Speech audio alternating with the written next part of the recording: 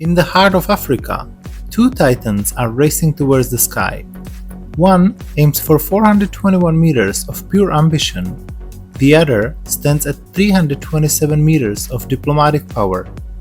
Welcome to Africa's ultimate city showdown, Abidjan versus Addis Ababa. In the next 12 minutes, we'll discover which metropolis truly deserves the crown. But first, let them introduce themselves. Picture this. It's 1893, and French colonial administrators are terrified. Yellow fever has decimated their previous capital, Grand-Bassam. They desperately need a new administrative center, something safer, something that offers natural protection. They discover this natural harbor on the Ebri Lagoon, home to humble Achan fishing communities. What happened next changed everything. The French didn't just build a new town, they created a vision. They transformed a fishing village into a colonial masterpiece, complete with wide boulevards, European architecture, and something unprecedented in West Africa, a city designed to impress. But here is the fascinating twist. Abidjan wasn't always the capital. The honor went to Yamoussoukro in 1983. Yet economic reality trumpeted political decision-making. Businesses, embassies, and international organizations refused to move. They knew where the real power lay. Today, Abidjan covers 2,122 square kilometers. That's larger than Chicago. Yet imagine cramming 6.3 million people into a city literally split in half by water. The Ebri Lagoon creates a natural amphitheater effect, making every skyline view spectacular, but also creating unique urban challenges. Here is what blew my mind. The city has grown from 400,000 people in 1975 to over 6 million today. That's 15 times growth in just 50 years. Every single day, approximately 300 new residents arrive, hoping to catch a piece of the economic miracle. But with growth comes pressure. Informal settlements now house 60% of residents. The city expands outwards at 15% annually, swallowing villages and farmland, creating a urban sprawl that challenges every infrastructure plan. Abidjan's skyline tells the story of Africa's ambition. Over 10 buildings now pierce above 85 meters, creating a proper African business district. The Plateau district has transformed into what locals call the Little Manhattan. Glass towers reflecting the lagoon, luxury hotels hosting international conferences, and office buildings where decisions affecting West Africa are made daily. Yet, here is what fascinates me the most. This isn't just about buildings. Every new tower represents millions in investments, thousands of jobs, and a statement to the world. We belong in the global elite. The architecture tells stories, some of triumph, others of displacement. Let's talk about numbers that matter. Abidjan generates 80% of Côte d'Ivoire's GDP through its port, which handles over 22 million tons of cargo annually. GDP per capita hits $1,700, making it one of West Africa's wealthiest cities. Yet wealth distribution tells a different story. In the business district, you'll find luxury cars worth more than most people's lifetime earnings. Step 2 kilometers away, and you'll see families living in corrugated metal shacks, sharing communal toilets, surviving on less than $2 per day. This wealth gap isn't just numbers.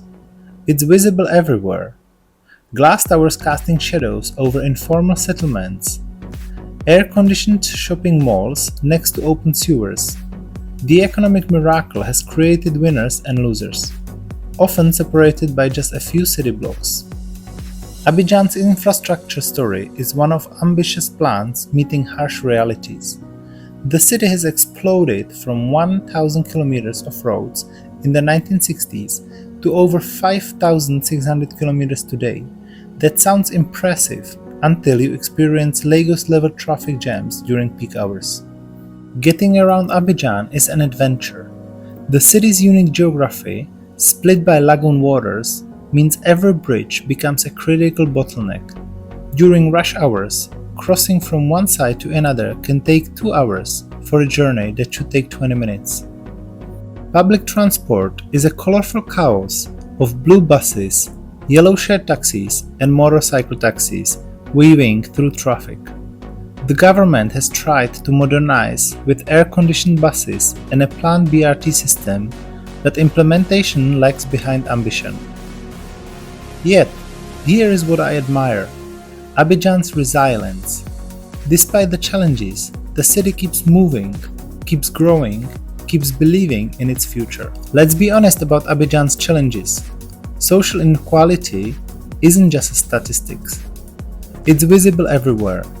The gap between the gleaming Plateau district and the informal settlements of Yopougon represents more than economic disparity. It's a divide in opportunities, services, and hope. Yet Abidjan's greatest challenge might be its own success. Rapid growth has outpaced planning, creating urban problems that grow faster than the solutions. My rating for Abidjan is 7.5, and here is why. The city has unlimited architectural ambitions, incredible economic growth, and a skyline that commands global respect.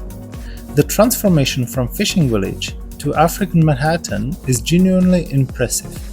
But social inequality, environmental vulnerabilities, and infrastructural bottlenecks hold it back from true greatness. Abidjan has all the ingredients for success. Now it must master the recipe.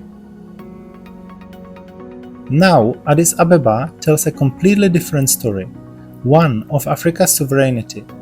Founded in 1886 by Emperor Menelik II, this city was born from African vision, not European colonization. While other African cities were imposed by foreign powers, Addis Ababa emerged from indigenous leadership understanding strategic importance. Here is what makes it fascinating. Menelik II chose this location specifically for its defensive advantages. Surrounded by mountains, natural barriers, and positioned at the crossroads of trade routes, this wasn't just a capital, it was a statement of Ethiopia's independence. When the capital officially moved here in 1889, it represented something unprecedented in Africa, an African-designed city serving African interests.